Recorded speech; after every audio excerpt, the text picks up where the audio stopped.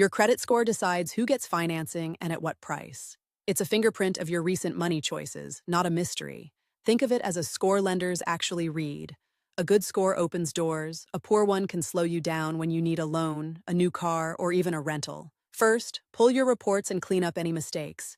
Get your free copies from all three bureaus, Experian, Equifax, and TransUnion. Look for wrong names, addresses, or accounts that aren't yours.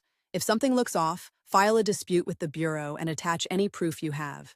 It can take a few weeks to fix, but it's worth it. Next, attack your utilization. This is the amount of credit you're using compared to what you have available. A simple rule is to stay under 30% overall and under 10% on each card if you can. For example, if you have a total limit of $10,000, try to keep balances under $3,000 at all times, and ideally under $1,000 on individual cards. If you know a statement is closing soon, pay down before it closes to lower the reported balance. But you don't have to wait for the statement to update.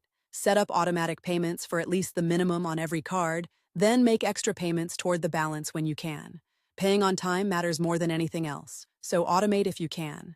Speaking of payments, set up reminders or auto payments to avoid late marks. One late payment can ding your score for years, even if you fix the balance later.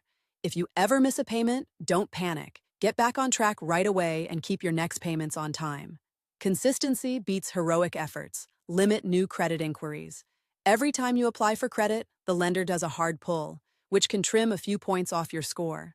If you're rate shopping for a mortgage or auto loan, try to keep all inquiries within a short window, usually 14 to 45 days, so they count as one pull.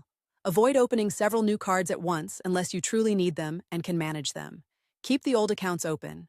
The length of your credit history helps your score. If you have a card with no annual fee that you've held for years, it's usually worth keeping it open, even if you don't use it much.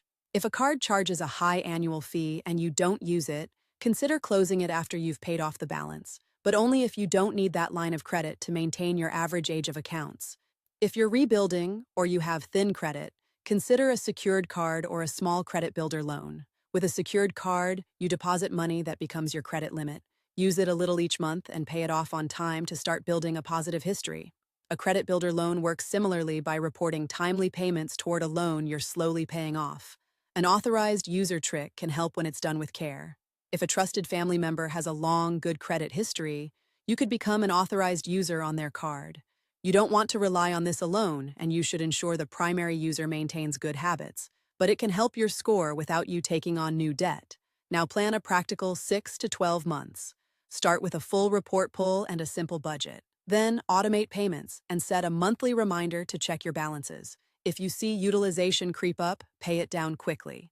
Keep an eye on any new inquiries and resist opening more accounts than you need. Here's a quick scenario to make it concrete. You have two cards, Card A with a 6,000 limit and a 2,500 balance, Card B with a 4,000 limit and a 0 balance. Your utilization is about 25%. Pay down Card A by 1,000 to bring it to 2,500, and you drop overall utilization to around 15%.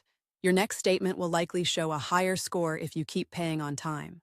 Most people see improvement in a few months when they stop letting utilization creep up and stay consistent with on-time payments. It's not magic, it's habits you can build into daily life. If you found this useful, try it for 2 weeks and track any changes you see in your numbers. Share your experience in the comments and I'll reply with tips. Like this video if you want more practical finance advice, and subscribe for more clear step-by-step guides. What's your biggest credit question right now? Drop it in the comments and I'll help you work through it.